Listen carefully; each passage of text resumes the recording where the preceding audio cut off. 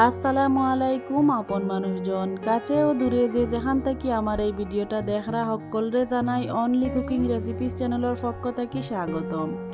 আজকে আমি আপনারা লাগি লই আইছি খুবই মজাদার একটা নাস্তা রেসিপি। এই রেসিপিটা বানাইতে মাত্র 10 মিনিট সময় লাগে। পুষ্টিগুণে ভরপুর নরম তুলতুলে এই রেসিপিটা আপনারা বাসাত নাস্তা হিসাবে খাইতে পারেন অথবা বাচ্চাদের টিফিনেও দিতে পারেন। তো আমি কিলাখানি রেসিপিটা বানাইছি আপনারা দেখাইরাম।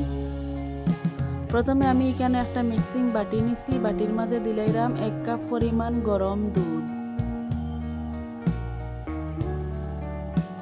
হাফ কাপ পরিমাণ দিলাইরাম চিনি। এখন দুধ আর চিনি একটু বালা করে মিশাইয়া নিলাম চিনি গলা পর্যন্ত। আমি এখানে গরম দুধ দিছি, আপনারা চাইলে গরম পানি দিয়াও এই রেসিপিটা বানাইতে পারেন। চিনি গলি গেছে, দুধও মোটামুটি ঠান্ডা হয়ে গেছে। এখন আগে থেকে ভাঙ্গিয়ে রাখা দুধ দিলাইরাম 2টা ডিম, হাফ কাপ পরিমাণ সয়াবিন তেল। এখন আবারও সবগুলারে 4 থেকে 5 মিনিট একটু বালা করে মিশাইয়া নিলাম। ভিডিওটা দেখতে দেখতে যদি লাইক দিতে ভুলি যান, মনে করি একটা লাইক দিয়া পুরো ভিডিওটা দেখার অনুরোধ রইল। ডিমর যাতে একটা খাসা গন্ধ না থাকে এর কারণে এখানে দিলাইরাম 3 থেকে 4 ফুটা ভ্যানিলা এসেন্স। আবারও আমি সবগুলারে বালা করে মিশাইয়া নিলাম। মিশানি হয়ে গেছে। এখন দিলাইরাম প্রথমে আমি 1 কাপ পরিমাণ ময়দার পরিবর্তে আটা দিয়ে এই নাস্তাটা বানানি যাইব।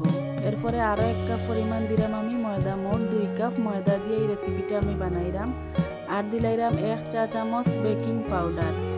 এখন সবগুলার একটু সময় নিয়ে বালা করে আমি মিশাইয়া নিলাম। যদি আমার এই চ্যানেলটা আপনারা কাছে ভালো লাগে, আমার রেসিপিটা আপনারা পছন্দ করেন, তাইলে সাবস্ক্রাইব করিয়া আমার পাশে থাকবা, সবসময় আমার সাপোর্ট করবা।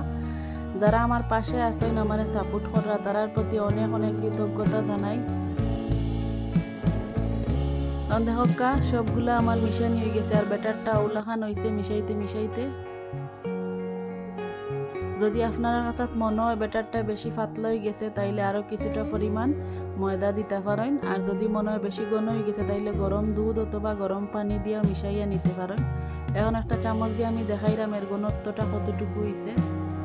ওলাখান ঘনত্ব থাকতে হইবে এই নাস্তার মাঝে। এখন চুলাতে একটা প্যান বয়ে দিছি, প্যানটা কিছুটা গরম করিয়া আমি 1 চামচ তেল একটু ব্রাশ করিয়া নিছি। আর দিলাইরাম 1 চামচ পরিমাণ ব্যাটার দেওয়ার পরে আমি 2 থেকে 3 মিনিট লো আছে একটু অপেক্ষা করবো। আর অপেক্ষা করার পরে দেখবা ওলাখান হয়েছে। আস্তে আস্তে দেখবা নাস্তার উপরে অনেকগুলা ছিদ্র হয়েছে।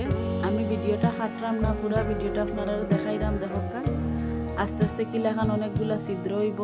আর চুলার আঁচটা একদম লো রাখতে হইব।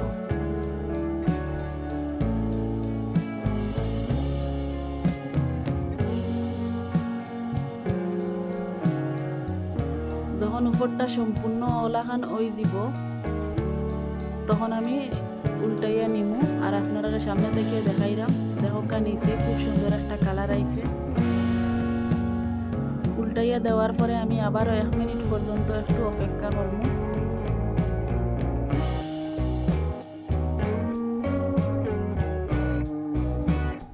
1 মিনিট পরে আবার একটু নাড়াচাড়া করিয়া ওলাখান একটা চামচ দিয়ে চাপ দিয়ে আমি একটু নিলাম নাস্তার উপরে, যাতে ভিতরটা খুব সুন্দরভাবে সিদ্ধ হয়।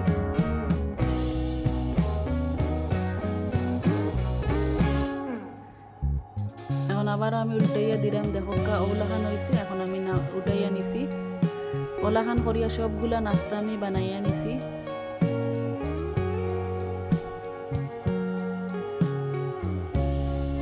সময়ও কম লাগে আর অনেক পুষ্টিকরী নাস্তা রেসিপিটা আপনারা বাসাত বানাইয়া খাইন যেন। দেখবা কতটা ভালো লাগে, বাচ্চাইতে অনেক বেশি পছন্দ করবা জালিদার এই নাস্তাটা। যদি আমার এই রেসিপিটা আপনারা কাছে ভালো লাগে কমেন্ট করিয়া জানাইবা। আমার আজকের আয়োজন অতটুকু। অকল ভালো থাকবা। আল্লাহ হাফেজ।